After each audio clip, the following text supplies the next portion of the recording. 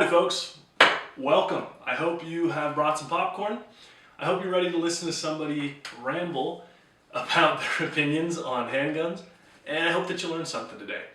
A little disclaimer, this is not going to be a historical video about John Moses Browning and the tilt lock barrel system or the pounds in the trigger of a 1911 or the progression of the M1911 to the 1911A1 to the custom world of 1911s.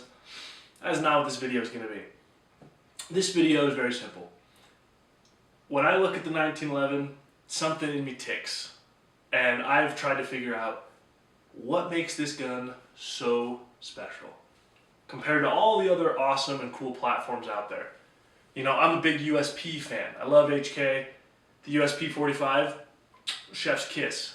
But John Browning's 1911, whether it be the M1911 or the M1911A1, something there is different. And I've been trying to figure out, what is it? In my personal life, I've kind of narrowed it down to a couple of things. One of those things that we're going to start with, it's the emotional attachment to the gun and to somebody else. So let me give you an example. These 5 pistols in front of me, these are the most special 1911s or handguns in my collection. Each one means something really different and really special to me. Some of them have some overlap. But let's start with the first one. This bad boy is a Para Expert 1911. This was given to me by my dad on my 21st birthday. I had a wonderful birthday, celebrating with family, celebrating with friends, and my dad gave me it was like a bundle of Costco socks, and I was like, yippee, thanks Dad. Well, hidden in those socks was this, used Para Expert. Now this gun is not the nicest 1911, it is not the fanciest 1911, but this thing is so much fun to shoot, and I love this gun. I carried it for a long time. I've shot it quite a bit, and it means the world to me because every time I pick up this gun, I remember sitting at my parents' kitchen table when my dad had this big smirk on his face as I was admiring this gun for the first time. For a little context, I grew up here in Utah, and my dad has been a very active competitive shooter for a long time. IDPA, he helped start the I think he started it. The WDSA, Wasatch Defensive Shooter Association. I think I got that right, here in Utah. And so he knows a thing or two about shooting and about the 1911. He's been doing it for years. He trained with some of Jeff Cooper's best students and guys. He's got some credentials, you know, he's not military law enforcement, but he's been around the block. So when my dad hands me this, after growing up around his competitive shooting and learning to shoot as a kid with him, it was pretty dang special. To have this and to learn more about shooting on it with him, it means the world to me. So what makes it so special? It's this emotional connection I have not only to my dad, but to the experience. And because of that, this $500 1911 is priceless. I wouldn't sell it for $5,000 because I freaking love this gun. So I think that's one of the answers here to our question, at least for me. What makes it so special? Well, it's a connection to people. It's a connection to the shooting world as a whole. You can love it or hate it, the 1911, but I would say this is the most influential handgun of all time. Every polymer, plastic thing that you shoot has stolen, you heard me correctly, stolen the greatest parts of the 1911 and its adulterated parts of it as well. I'm talking to you, Glock. I don't like you. Anyway, so I think there's this emotional connection we have to people and our experiences that make these guns so freaking special. You know, your grandpa and your dad probably told you growing up how sick the 1911 is. Maybe you listened, maybe you didn't, but now when you pick one up, you can be like, whoa, Dad, you were right, Grandpa, you were right. Moving on. The other thing here, you've got the emotional connection. I think there's a historical connection that also makes these things so special. You know, you hear 2 world wars for a reason. It's because 1, America is the greatest country on earth. 2, we used the coolest handgun ever to stop evil and tyranny in Europe and other places, but in Europe twice. That is the reason why I went and picked up this 1917 Colt. It's probably been reblued. It's very clearly, the markings are crystal clear, and the finish is way too good to be an original. Plus, I didn't pay a ton of money for this, but this gun gives me this connection to history that I absolutely adore. I'm a big history nerd, I'm a big buff, and every single time I pick up this gun, I cannot help but just be like, yes, America. We did it. We stopped all the Germans 2 times back to back, world champs. That's something that I think every guy who picks up a 1911 is just like, oh my gosh, America. So that historical connection is super, super important. And here in Utah, I'll just brag to you, this is our state gun. The 1911, we have a state gun. Some of you have one. I know Arizona, y'all are the single action army, which is equally as sick, but state gun in Utah. So not only is it an American heirloom or a piece of Americana history that gets your jimmies rustled, but here in Utah, this is our gun. Brownie made it here and we will claim it, so sucks to be you. But the emotional connection, the historical connection, these 2 things are important, and for me, they bring something stirring every single time I pick up one of these guns. So moving on, we're going to take a look here at a gun that I bought this for myself. This was a gift a couple years ago. This is my Alchemy Prime, or my Alchemy Custom Weaponry Prime, 1911. I had started a new job a couple years back, was kind of making some strides in my career, and was really excited about where things were going. And I decided I want to celebrate, and what better way to celebrate than buying a new gun. So I found Alchemy Custom Weaponry online, and I decided to order one of their 1911s. I spec'd it out to my taste. You've seen this spec before, but a ring hammer, we've got a stanchion extended magwell, we've got a gold bead front sight, it's a polished blue, and this blue is dazzling. You might not be able to see it super well in the light, but when you pull this thing out at the range or out in the desert or wherever, it sparkles. You see her blue eyes and you're like, my goodness, like the most beautiful thing. But this was a gift to me. After a lot of hard work and waiting about 8 months for this gun, I've shot 15,000 or so rounds to this since I got it, and I love this gun. Probably the best shooting 1911 I have. Well, tied to be the best shooting 1911 I have. This thing, when I pick it up, I feel like I'm wielding Excalibur.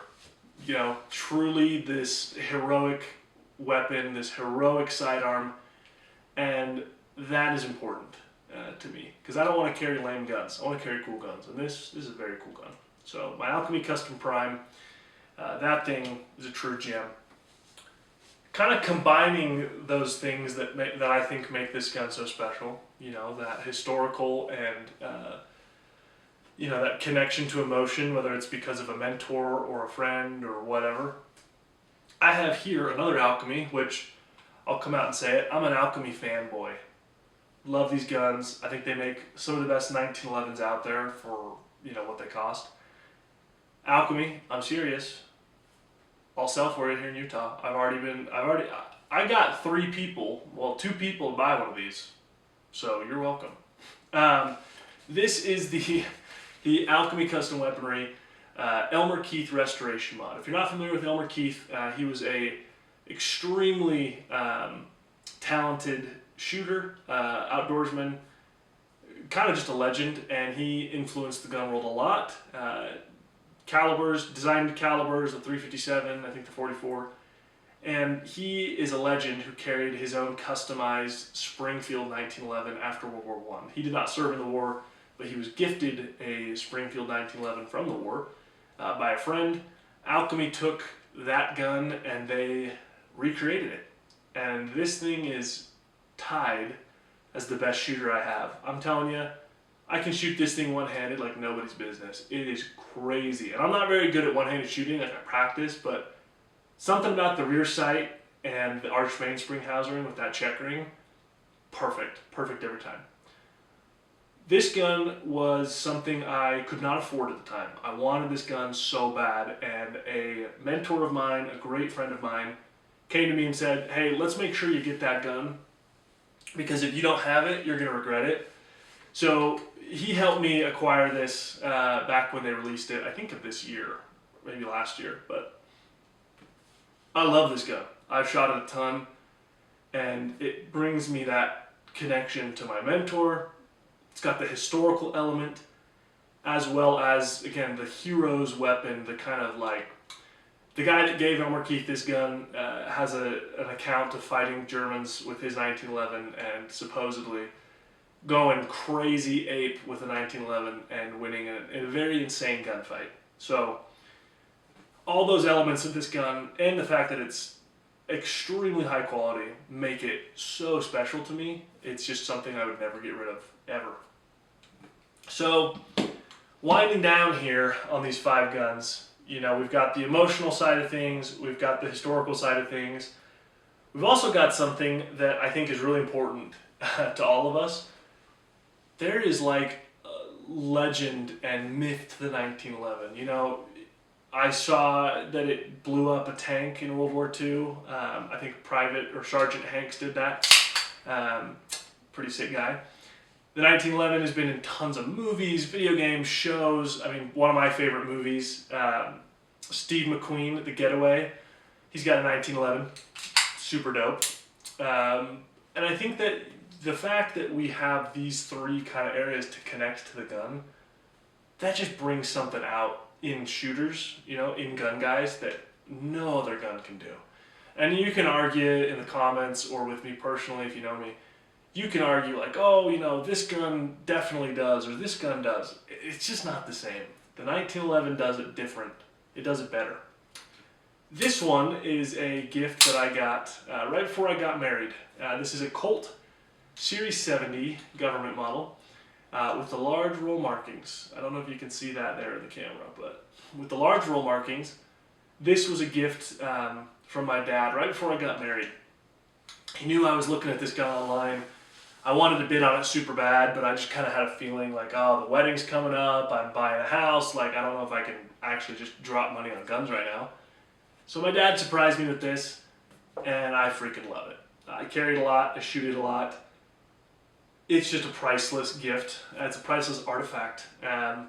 And every time I pick up this gun, guess what? All those emotions, all those things flood into the gun. And it makes me want to take care of the gun better. It makes me want to shoot the gun better. It makes me want to learn the gun better. And I just don't think there are many handguns that bring that out of people.